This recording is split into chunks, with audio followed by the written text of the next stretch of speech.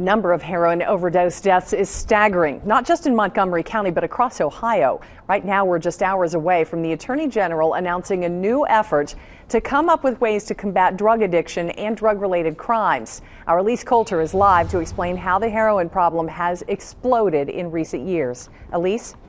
Coroner's office tells me that the surge in heroin started several years ago and has only gotten worse.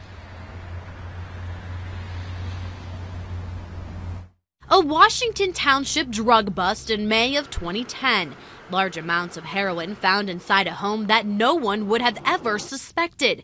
And that year saw 42 people die from a heroin overdose. It's surpassed crack cocaine and now has become the prevailing drug in Dayton. And in November of 2011, heroin becomes the drug of choice for addicts, according to Dayton Police, killing 50 people. And things go from bad to worse in 2012. I would say that we get an overdose call nearly every day, if not more than once a day. By October of 2012, heroin has become so popular and so potent, 93 people died that year. And Grandview Hospital was seeing an average of 2 to 4 overdose patients a day. Unfortunately, there's no FDA regulating the street vendors, right? So you never know what you're buying from a dealer. But it's not the streets you're thinking of. In fact, the users tend to be white males ages 30 to 50 who live in the suburbs. It's everywhere.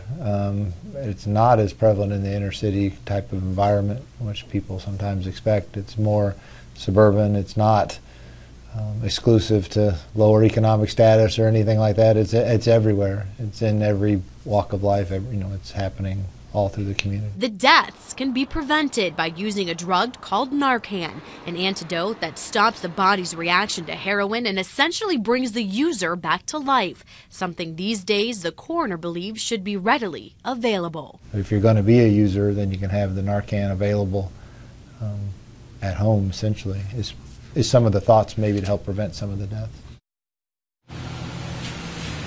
The coroner's office tells me they've already seen 126 overdose deaths so far this year, and more than half of those are because of heroin. For now, reporting live in downtown Dayton, Elise Coulter, Fox 45 News.